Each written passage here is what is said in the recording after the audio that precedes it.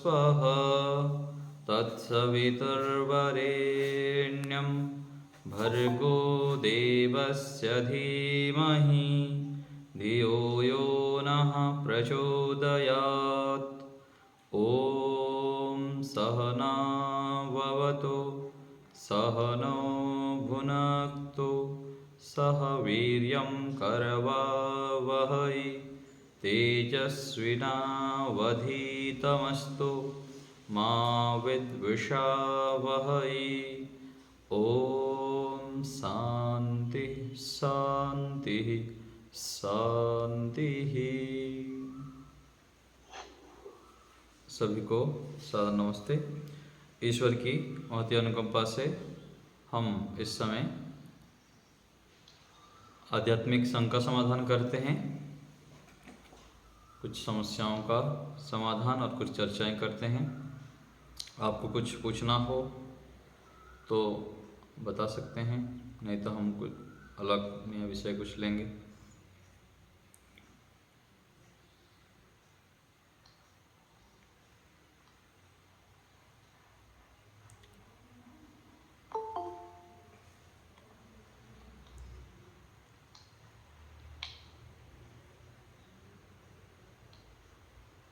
एक हम चर्चा कल कर रहे थे कर्मफल के विषय में। तो उसमें कई बार क्या होता है, जो वक्ता जिस बात को कहना चाह रहा है उसको ना समझने के कारण व्यक्ति के भ्रम हो जाता है और वह फिर उस चीज़ को लेके गलत मान्यताएं ले लेता है और उसमें फिर उसको ही हानि होता है। अथवा दूसरे शब्द में कहा जाए तो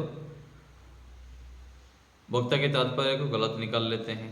जैसे कर्मफल के विषय में हम चर्चा कर रहे थे, तो जैसे एक मान्यता है कि जो भी हमको सुख दुख मिलता है, जो भी हमें सुख दुख मिलता है, ये वो सारा का सारा हमारे कर्मों का फल है अथवा दूसरे के गलत अज्ञानता के कारण अथवा बोलेंगे दूसरों की गलती के कारण भी हमको उसका भोगना पड़ता है। हमारा वो कर्मफल हमारा कर्म ना होते हुए भी, जैसे हम अपने हिसाब से रास्ते में ठीक से जा रहे हैं और दूसरा कोई हमको आके ठोक दिया, कोई धक्का दे दिया हमको, तो ये क्या हमारे कर्मों में लिखा था, हमारा ही कर्मफल है, इसी कारण से हुआ क्या? तो सारे के सारे जो कर्म होता है वह हमारे केवल कर्मों के फल स्वरूप नहीं होता है, दूसरे के अज्ञानता के कारण दूसरे के जो कर्मों का हमारे ऊपर भी कई बार प्रभाव पड़ता है और उसके कारण हमारी हानि हो जाती है। मान लीजिए रास्ते में जो धक्का दे दिया उससे हमारा पैर टूट गया, तो क्या पहले से हमारा लिखा था कि हमारा पैर वहाँ पर टूटेगा और हमारे कर्मों में था? तो इसमें ऐसे हमको सोचना चाहिए कि जो भी कर्मफल हमको मिलता है हमारा ही नहीं है। हमारे कुछ जो भी सावधानी के अभाव के कारण हमको कष्ट होता है अथवा उससे बाधा आती है, ये भी है, और दूसरे के गलती कारण भी हमको मिलता है। तो ये मान्यताएं है, कुछ ऐसे मानते हैं कि जो भी कर्मफल मिलता है वह सब हमारे कर्मों का ही फलस्वरूप है। तो फिर इसमें ये हो जाएगा कि पहले से सब लिखा हुआ है, जीवात्मा की स्वतंत्रता जो है उसमें हानि हो जाएगी। स्वतंत्र रूप से तो हम कुछ करते हैं नहीं, पहले ही जो लिखा है उसके अनुसार ही हम चलते हैं। तो इसमें हमको ये जानना चाहिए कर्मफल के विषय में। तो ये फिर भ्रांति हो जाती है अनेक जगह पर। तो ऐसे हमें इसका समझना चाहिए। और दूसरा एक प्रश्न है कि जो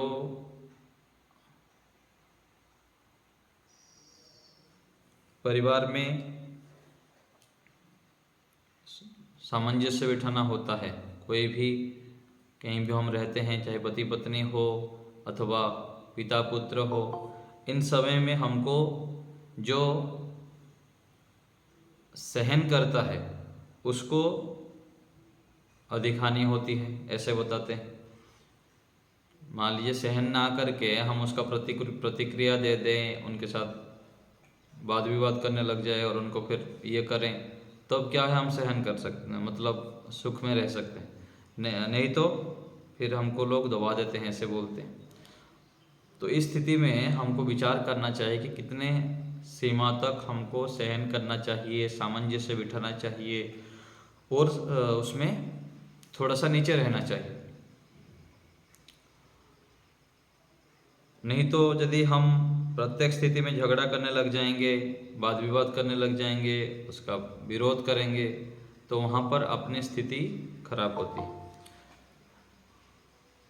इस स्थिति में हमें यह प्रयत्न करना चाहिए, अधिकतर जो बुद्धिमान व्यक्ति है उनको थोड़ा सा विनम्र होके उसमें नीचे रह जाना चाहिए, स्वीकार कर लेना चाहिए, अथवा अधिक प्रतिक्रिया नहीं देनी चाहिए।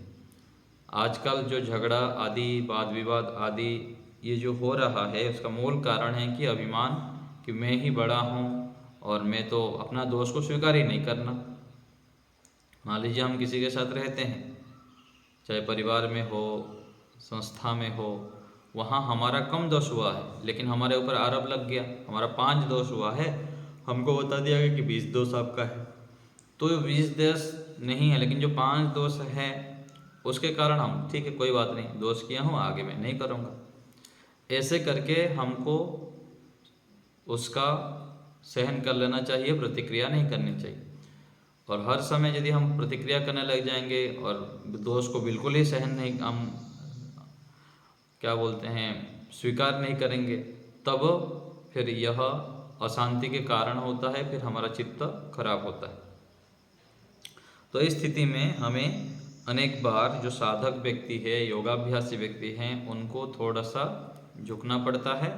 और वहाँ पर ये भी होता है कि अनेक बार जब हम उनके से वाद विवाद होता है अथवा कलह की स्थिति होती है, तो वहाँ पर दूसरे जो साथ में व्यक्ति होते हैं उनके प्रति भी हम जब सकारात्मक विचार रखते हैं, सही सोचते हैं, और उनके साथ मान लीजिए उनकी भी त्रुटि है साथ में जो है, लेकिन हम उनके त्रुटियों के ऊपर अधिक विचार ना करके उनके हित की भावना करने लग जाते हैं, तो कालांतर में जो साथ में रहने वाले व्यक्ति है वह भी परिवर्तन हो जाते हैं, हो जाएंगे बिल्कुल, यदि हम ठीक चलते रहें। परिवर्तन क्यों नहीं होते हैं? जो साथ में रहते हैं, चाहे पति है, पत्नी हैं, बड़े हैं, माता पिता आदि हैं, कोई भी हैं, मित्र आदि होते हैं, जैसे एक साथ भी रहते हैं, वहाँ पर मानसिक रूप में हम उनके साथ द्वेष आदि पाल लेते हैं, अथवा हमको उनके जो गलत आचरण है उसको साइड नहीं कर पाते, उसी को ही हम गांठ बांध के रख देते हैं। यदि हम दूसरे के दोषों को एक समय के लिए थोड़ा सा साइड करके उनके गुणों को देखेंगे, उनके लिए हम अच्छी भावना रखेंगे, सकारात्मक विचार करेंगे, तो वह व्यक्ति परिवर्तन हो जाएगा। और ईश्वर से प्रार्थना करते रहना है। ऐसे ही हम कर सकते हैं, यदि हम सकारात्मक चिंतन करके दूसरे के हित कामना करेंगे तो ईश्वर की व्यवस्था से उनका भी परिवर्तन होना हो जाता है। और यहाँ संसार में किसी के अंदर भी पूरा 100% सुख है ऐसा तो नहीं, मतलब किसी के जिसके साथ भी रहेंगे उनसे सुख भी मिलता है और दुख भी मिलता है, गुण भी होता है और दोष भी होता है। तो दोष सबके अंदर होता है, अपने अंदर भी, उनके अंदर भी। तो इस बात को विचार करते हुए हमको ऐसा करना है, उनके गुण पक्ष को देख के दोषों को लेकर थोड़ा सहन करना चाहिए एक समय तक। और यदि अपने द्वारा उसका समाधान नहीं होता है तो जो गुरुजन हैं, कोई बड़े हैं, आदर्श हैं, उनसे हमें सहायता लेनी चाहिए, क्योंकि जहाँ भी समस्या है वहाँ पर समाधान भी होता है। तो ऐसे हमें वहाँ पर सामंजस्य बिठाना चाहिए, तब हम जिस जगह पर भी रहते हैं वहाँ सुखी रह सकते हैं। नहीं तो कहीं भी रहने लगते हैं हम लंबे काल तो किसी संस्था में जाके रहते हैं, गुरुकुल में भी ऐसे हो जाता है। थोड़े दिन के लिए तो वहाँ ठीक लगता है, फिर जाके वहाँ पर फिर इससे समस्या हो जाती है, कभी आचार्य से समस्या हो जाती है, कोई व्यवस्थापक से समस्या हो जाती है, फिर वहाँ से दूसरे गुरुकुल गया, वहाँ भी समस्या दिखी। ऐसे करके 20-25 साल तक ब्रह्मचारी जो होते हैं गुरुकुल गुरुकुल घूमते रहते हैं। तो संसार में कहीं पर भी हमें जो दुख ना ही मिले ऐसे नहीं हो सकते, दुख तो मिलेगा, किंतु वहाँ पर बुद्धिमान व्यक्ति क्या है, सब जगह पर सामंजस्य करके वहाँ अनुकूलता बना लेता है। तो ऐसे हमें करना चाहिए। आपको और कुछ पूछना है तो बताइए आप लोग में से, नहीं तो हम दूसरा कुछ विषय और लेंगे। हाँ माता जी बताइए। आचार्य जी, अभी वो मतलब जो बच्चे हैं गलतियां करते हैं तो जैसे सामने हमेशा रहते हैं तो हम उनको बोलेंगे नहीं, कैसे फिर उनके साथ में वो वही तो करते बात है हैं। ना, आजकल जो युवा बेटा बहू आदि होते हैं उन लोग क्यों रहना नहीं चाहते सास ससुर के साथ, माता पिता के साथ? इसका कारण तो यही है ना कि इन लोग क्या है, जो है पहले के ज़माने के होने से अथवा दूसरे प्रकार से संस्कार से युक्त हैं और भी व्यवहार कुशल होते हैं, कैसे खाना, कैसे बैठना, किस प्रकार से जीना इनको पता रहता है। उन लोग क्या है फैशनबाजी करते हैं और खाना पीना दिनचर्या सब अस्त व्यस्त करते हैं। तो इनको देख के सहन नहीं होता, और सहन ना होने से बोलेंगे, और एक बार दो बार जब टोकने लगते हैं तो उनको बोलता है क्यों इनको सहन करें भाई, चलो इनको अलग कर दो अथवा अपनी जाके किराए में कहीं रह जाओ। तो उस स्थिति में बहुत अधिक सामंजस्य बिठानी पड़ती है और अपना चुपचाप काम से काम मतलब रखें, अपना करें। और अधिक जो अपेक्षा रख देते हैं हम कि ये ऐसा करना चाहिए, ऐसा होना ही है, ऐसी जब हम भावना कर लेते हैं फिर वहाँ पर उनको भी अशांत करेंगे, स्वयं भी अशांत होंगे, फिर अलग अलग होना होगा। तो इस स्थिति में हमें बहुत अधिक सहन शक्ति को बढ़ाना है, ईश्वर की उपासना के माध्यम से ईश्वर से प्रार्थना करनी हमें सामर्थ्य देंगे। तो ऐसे ही कर सकते हैं हम। ठीक है बताइए।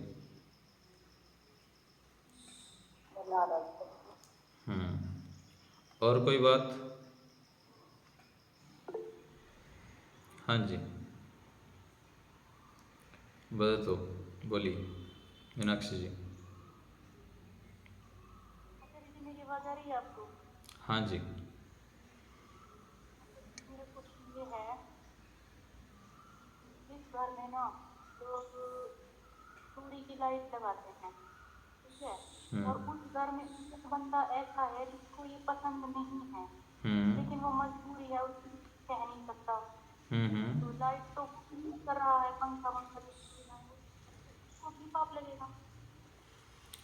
नहीं, पाप देखिए उस स्थिति में ऐसा है कि कुछ अधिकार क्षेत्र होता है, जो अधिकारी व्यक्ति होते हैं उनको हम केवल संकेत कर सकते हैं, समझा सकते हैं, और यदि नहीं होता है तो पाप सीधा सीधा नहीं लगेगा, क्योंकि वो तो उस प्रकार समर्थ नहीं है ना।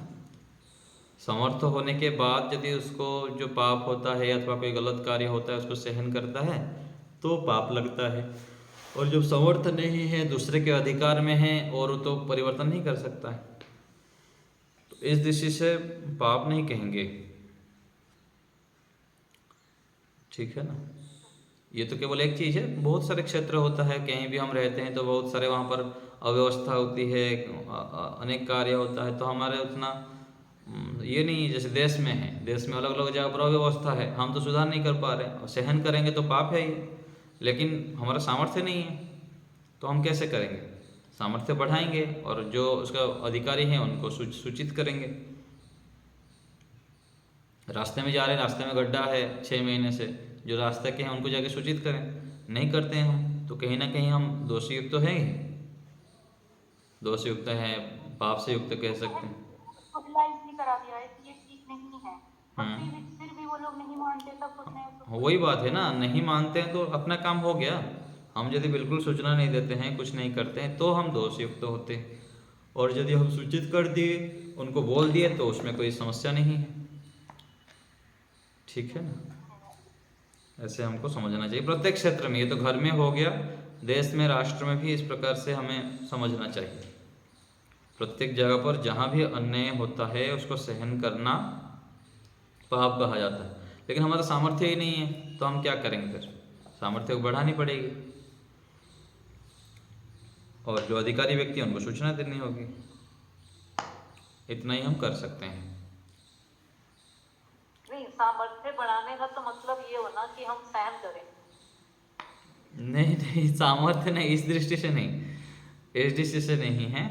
सहन करने के अर्थ में नहीं, उस प्रकार से हम अधिकार अपना बनाएं, मजबूत बने और योग्यता बढ़ाएं, इसको कहा जा रहा है सामर्थ्य बढ़ाना। योग्यता, जब योग्य व्यक्ति होगा तब जाके उसमें परिवर्तन कर सकता है। घर में मान लीजिए माता पिता मान नहीं रहे हैं, हमारे पास भी योग्यता नहीं, हम बड़े अधिकारी बन जाएंगे, घर में लाखों रुपया कमा के लाएंगे, अथवा बड़े स्तर पर कुछ योग्य बन जाएंगे, तो फिर हम लोग मानने के लिए बाध्य होते हैं, मान ही लेंगे, जो हम बोलेंगे वो करेंगे। इस दृष्टि से सामर्थ्य कहा जा रहा है। और दूसरे शब्द से वो सहन शक्ति बढ़ाएंगे, और क्या उसको सामर्थ्य क्या कहेंगे? ठीक है ना? तो योग्य व्यक्ति का ही सम्मान होता है, उसकी बात माना जाता है दुनिया में। तो अपनी योग्यता को निरंतर बढ़ाते रहना चाहिए। ठीक है, अरविंद जी बताइए। आचार्य जी नमस्ते। आचार्य जी, हम लोग अभी दिन में प्लान कर रहे हैं सुबह, तो प्लान करने के बाद वो कार्य बीच में फिर बाधा होकर दूसरा कार्य हो जाता है, उस जगह में फिर टेंशन आ जाता है। क्या करते हैं? क्षेत्र में क्या करें? मतलब हाँ, दिन में आज प्लान किया, ये काम करेंगे, ये काम करेंगे, 5 काम किया, करने के प्लान किया, उसमें बीच में वो 4 काम 5 काम नहीं होता है, उसमें दूसरा कार्य आके बाधा हो जाता है। आएगा, ये तो आप चलते रहते हैं, वो सभी जगह होता है, कभी भी ऐसे होता ही है।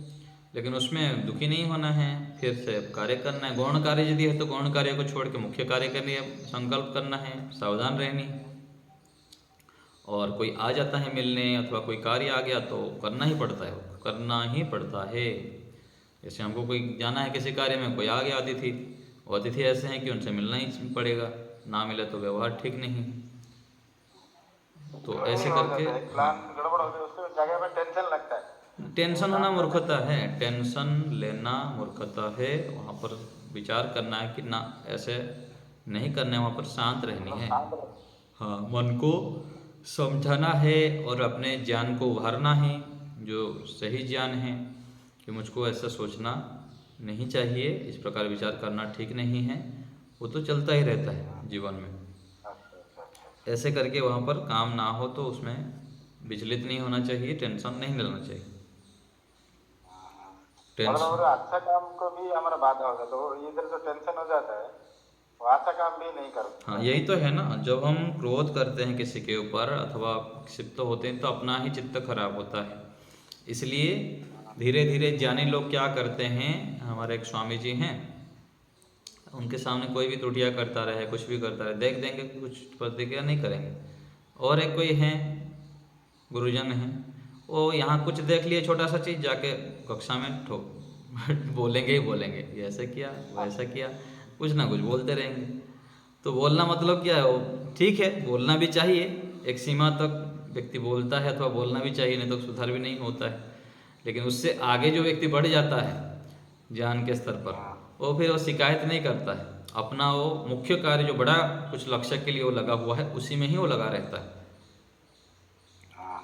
तो ऐसे करके चलना पड़ता है। प्रारंभ में ऐसे होता ही है, लेकिन धीरे धीरे जब हम आगे बढ़ते जाएंगे, ध्यान करेंगे, सत्संग करेंगे और ज्ञान के स्तर पर मजबूत बन जाएंगे, तो ये सब स्थितियाँ सरल हो जाएंगे। हट जाएगा।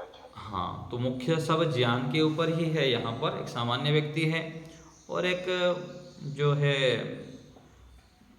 बुद्धिमान व्यक्ति है, विद्वान है, ज्ञानी है, तो उनके आचरण में, व्यवहार में वही एक परिस्थिति एक है, लेकिन एक सरलता से कर लेता है और दूसरा बहुत उसको कठिन मान लेता है।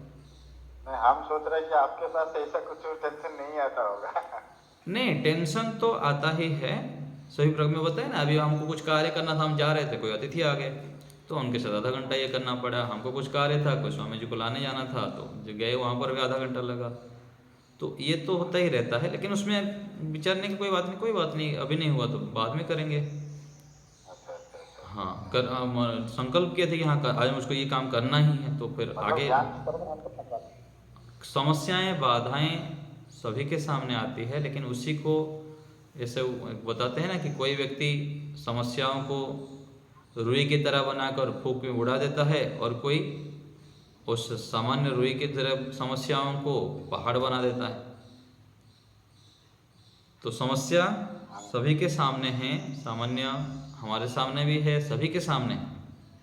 उसको हम किस प्रकार से सामना करते हैं, कैसे हटाते हैं, ये अपने बुद्धिमत्ता ज्ञान के स्तर पर और साधना आदि के ऊपर निर्भर करता है, अपने संस्कार। तो जितने व्यक्ति सत्वगुण से युक्त होता है, सत्संग करता है, ये सत्संग से क्या लाभ होता है? सत्संग से यही तो लाभ है। सत्संग करते हैं, स्वाध्याय करते हैं, बार बार अध्ययन करते हैं ऋषियों के ग्रंथों को, तो इन सब उपायों को हम इकट्ठा करते रहते हैं। और उस स्थिति में जो व्यक्ति इकट्ठा करता रहता है, संसार की वास्तविकता पता लग गया, अपने जीवन की वास्तविकता पता लग गया, मैं शरीर नहीं हूँ, मैं आत्मा हूँ, इस शरीर से पृथक हूँ, जीवन का लक्ष्य है कि परमात्मा की ओर बढ़ना, दुखों से छूटना, ये जो भी कार्य करते हैं, जो भी कर्तव्य है हमारा, ये सब क्या है? साधन रूप में है। इन सबको केवल बस काम चलाओ, करते जाना है, ठीक है, ईमानदारी से करना है, अच्छे प्रकार से करना। लेकिन थोड़ा बहुत कोई बाधा हो गई, त्रुटि हो गई, कोई गलत व्यवहार कर लिया हमारे साथ, फिर उनमें उलझना नहीं। उलझ गए तो फिर यहाँ ठहर गए, उलझ आ जाता है। हाँ, यहाँ बहुत लोग उलझाएंगे आपको। उलझाने के लिए पूरा पदे पदे लोग बैठे हुए हैं, उनका काम धाम नहीं है। सब क्या बोलते हैं ना, जैसे एक आता है ना, कोई मेरे कोई कर्मफल विषय में कोई था, तो कोई मैसेज करके कुछ बोले, ऐसे लिखे, मैं फिर उसमें मुझको एक श्लोक याद आ गया कि जिसके अंदर जो होता है वो डालता है। ठीक है, डालो, हम क्यों भाई ये करेंगे, अपना हम शांत रहना है हमको। तो एक आता है ना, ददतु गालिम गाली दाने समर्थ तद अभावे गाली दाने, ऐसे एक श्लोक है, उसमें कहा गया कि जिसके पास आप मुझको गाली दीजिए, आप गाली दाने में समर्थ है, क्योंकि जगत में प्रसिद्ध है जिसके पास जो होता है वो देता है। तो आपके पास जो था मैं दे दिया, आप मुझको गाली दे दिए, तो मेरे पास गाली नहीं है, मैं आपको कुछ नहीं दे सकता हूँ। तो ऐसे होता है कि हम जब बार बार पढ़ते हैं, सुनते हैं, तो हमको उस स्थिति में किस ज्ञान को लाके वहाँ चिपकाना है वो समझ में आ जाता है, फिर हम शांत रह सकते हैं। नहीं तो वो कुछ हमको बोल दिया, हम भी उसके प्रतिक्रिया देने लग गए, तो उनमें और हमारे में क्या फर्क रहा? फर्क नहीं। और ऐसे ऐसे शब्द ही बोल देते हैं ना, सोचते नहीं कि क्या बोल रहा हूँ, ठीक है ना, तो भी बस जाओ, ठीक है, कोई बात नहीं, उनके बात उनके पास। तो इस प्रकार से हमें विचार करनी चाहिए, फिर धीरे धीरे सब ठीक हो जाता है ईश्वरी कृपा से। बस परमात्मा को साथ में रखते हुए सत्वगुण से युक्त रहते हैं और आगे बढ़ते रहते हैं तो ठीक हो जाता है। मीनाक्षी जी बताइए। अगर हम तो फिर दूसरे बंदे की हिम्मत बढ़ेगी कुछ बोलने की। नहीं, वो वहाँ स्थितियाँ देखनी होती है, स्थितियाँ देखनी होती है, वो व्यक्ति कैसे हैं, हमारे हितैषी हैं नहीं हैं। कई बार पति पत्नी में हो जाता है, क्यों इसको मैं सहन करूं, है ना। और ऐसे ही घर में भी भाई बहन में, अथवा माता पिता को भी ऐसे बोल देते हैं कि मैं जिनका ये सहन करूंगा तो ये होगा। तो उसमें जब अधिकांश जगह पर इतना ज़रूरी नहीं होता है, लेकिन हम वहाँ पर फिर लड़ पड़ते हैं, झगड़ पड़ते हैं, अपना बड़ाई दिखाते हैं, तो उस स्थिति में हानिकारक होती है। उस स्थिति देख के निर्णय करना पड़ेगा कि किस सीमा तक हमको सहन करना चाहिए। और साधक व्यक्ति के लिए, योगाभ्यासी व्यक्ति के लिए अधिकतर प्रयास करना चाहिए अपने चित्त को शांत रखने के लिए, सत्वगुण युक्त रखने के लिए, साधनाएं प्रगति के लिए सहन कर लेना चाहिए। और हम यदि क्षत्रिय हैं, युद्ध करना चाहते हैं, बहादुरी दिखाना चाहते हैं, तो ठीक है, लड़ो। तो हम जब सत्वगुण से युक्त रहेंगे, अच्छे साधक बनना चाहते हैं, योगाभ्यासी बनना चाहते हैं, तो वहाँ पर सहन कर लेना लाभदायक होता है और फिर ईश्वरी कृपा से वो कठिन परिस्थिति भी साइड हो जाता है। और यदि कुछ करना है तो दूसरे के माध्यम से करें। स्वयं जब उसमें फिर लड़ने लग जाते हैं, प्रतिक्रिया अधिक करने लग जाते हैं, तो वहाँ पर फिर हमारा चित्त चंचल हो जाता है और ध्यान, उपासना आदि करने में, पढ़ाई आदि करने में हमको बाधा होती है। इस स्थिति में हमको देखनी पड़ती है परिस्थिति। ठीक है। जैसे हमें किसी की सेवा करनी है, हम कुछ टाइम तक तो किसी की सेवा कर पाते हैं, लेकिन फिर ना मतलब हो जाते हैं, फिर अपना काम नहीं कर पाते हम, तो हमें करना। तो उस स्थिति में क्या करना चाहिए? अपने आप को ज़्यादा महत्व देना चाहिए या उस बंदे को देना चाहिए? सामंजस्य बिठानी पड़ेगी। सामंजस्य वहाँ पर बिठानी पड़ती है कि सेवा जो हम कर रहे हैं, गुरु है, माता पिता है, कोई अच्छे व्यक्ति हैं, उनकी जब सेवा करते हैं तो करनी चाहिए। सेवा का फल बहुत अधिक होता है और अलग अलग उपाय से उसका हमको लाभ मिलता है। सेवा अवश्य ही करनी चाहिए। वहाँ पर देखनी चाहिए कि हमारी जो योग्यता बढ़ा रहे हैं, कोई पढ़ाई कर रहे हैं, हम कोई कार्य करते हैं, उसमें बाधा ना हो। और यदि हम धीरे धीरे योग्य बन जाएंगे अथवा आर्थिक रूप से समर्थ हो जाएंगे तो दूसरे सेवक को वहाँ नियुक्त कर देंगे। तो परिस्थिति के हिसाब से वहाँ पर देखनी पड़ेगी कि सेवा कितनी करनी चाहिए। सेवा को छोड़नी भी नहीं है। अपने घर का बंदा नहीं है, मतलब दूसरे हैं। हाँ, दूसरे के लिए भी वही लागू हो जाएगा। दूसरे के लिए भी करनी चाहिए। कोई मान लीजिए कि अच्छे व्यक्ति हैं, धर्म आचरण करते रहे, कोई रोगी हो गए अथवा कुछ ऐसा है, तो उस स्थिति में करना चाहिए। दूसरे को कोई सहायता भी लेनी चाहिए कि मैं इतना कर पाता हूँ, आप थोड़ा हेल्प कीजिए, आप भी थोड़ी देर के लिए सेवा करिए। और आर्थिक रूप से ये समर्थ है तो किसी को पैसा दे के भी उनको सेवा कराने के लिए करनी चाहिए। तो वहाँ पर देखनी पड़ेगी व्यक्ति कौन है, दूसरे व्यक्ति भी, और उनका सहयोग हम कितना कर सकते हैं। अपना भी जो मार्ग है वो बाधित ना हो, ऐसे करके सेवा कार्य को करते रहना चाहिए।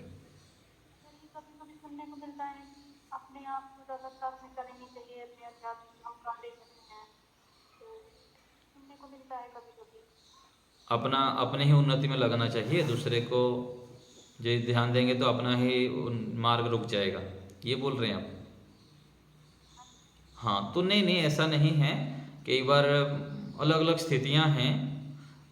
ये जो सेवा का फल होता है ना, निस्वार्थ भाव से जब हम किसी का करते हैं, अच्छे व्यक्ति का सेवा करते हैं, तो उसका फल थोड़े देर बाद, मान लीजिए हमारा कुछ लक्ष्य के प्रति हम थोड़ा सा अजागरूक हो गए अथवा कम ध्यान दे पाए, उसमें समय कम लगा पाए, तो उसका फिर बड़े रूप में जल्दी शीघ्रता से उसका फल मिल जाता है। तो इस दृष्टि से वहाँ पर निजे विवेक से वहाँ पर निर्णय करना पड़ता है कितने करनी है, पूरा भी नहीं छोड़नी है, और ईश्वर से भी सहायता मांगनी चाहिए। तो ऐसे करना चाहिए। ठीक है। और कोई बात किसी को पूछनी हो तो बताइए। आप लोग में से प्रत्येक दिन ध्यान सब लोग कर लेते हैं? कुछ समय ध्यान में लगाते हैं? कौन कौन लगाते हैं? अच्छा, बढ़िया। तो प्रत्येक दिन ध्यान आप लोग करते रहें। इतने व्यक्ति ही करते हैं ध्यान, और बाकी लोग? वेणुधर जी आदि, मुनेश माता जी? मैं करता हूँ मैं रेगुलर। हाँ, तो ध्यान सुबह करता हूँ, शाम को नहीं, सुबह। प्रत्येक दिन ध्यान किया करिए, थोड़ी देर के लिए समय लगाया करें, सुबह शाम, अथवा एक समय भी हो, शांत होके बैठ के ध्यान का अभ्यास करें। सीधा सीधा आप यदि नहीं कर पाते हैं तो किसी गुरुजनों के जो यूट्यूब चैनल में मिल जाता है उसके सहायता लेके भी अभ्यास करें। और हमारे अभी कक्षा में जो जुड़ते हैं वो तो हम थोड़ी देर के लिए कर ही लेते हैं, चाहे सुबह शाम आप करें ना करें, यहाँ बैठ ही जाते हैं। लेकिन ध्यान का अभ्यास सब लोग करते रहें और उसका समय भी बढ़ाते रहें। अरविंद जी, आप करते हैं ध्यान? हाँ आचार्य जी, करता हूँ। आपका यूट्यूब में है, देख के कह देता हूँ। हाँ, तो उसको लगा के भी आप लोग कर सकते हैं, अभ्यास कर सकते हैं। और दूसरे को भी प्रेरित करना चाहिए, दूसरे को भी बताना चाहिए कि ध्यान किया करिए, है ना। तो फिर उनको बताइए, जैसे हमारा यूट्यूब में रहता है चैनल, और हमारा जो चैनल है उसको भी आप लोग लाइक क्या करिए, कमेंट भी क्या करिए, और दूसरे को भी प्रेरित क्या करिए। ये तो सामान्य बातें हैं, हम तो कभी किसी को बोलते नहीं हैं। जो वीडियो देखते हैं आप लोग उसमें सभी वीडियो में लाइक क्या करिए और कमेंट भी क्या करिए, जो भी आपकी मन की बात होती है, और दूसरे को शेयर भी कीजिए, स्टेटस में भी लगाया करिए, और अन्य को भी प्रेरित करिए कि वहाँ हमारा जो वेद प्रचार समिति है अथवा हमारे चैनल है, सभी चैनल को आप लोग दूसरे को बताएं कि आचार्य जी आदि अच्छे मार्गदर्शन देते हैं, इनके चैनल को हमको सुनना चाहिए और सब्सक्राइब करना चाहिए, दूसरे को भी सब्सक्राइब कराना चाहिए। तो ये बातें हम तो बताते नहीं, कम ही बताते हैं कभी। तो ये सब आप लोग विवेकपूर्वक कर लिया करिए। और किसी को कुछ पूछना है तो बताइए, फिर हम ध्यान का अभ्यास करेंगे। ठीक है, तो हाथ नीचे कर लीजिए सभी। चलिए अभी यहीं पर इसको रखते हैं। हाँ, कोई पूछ रहे हैं कुछ?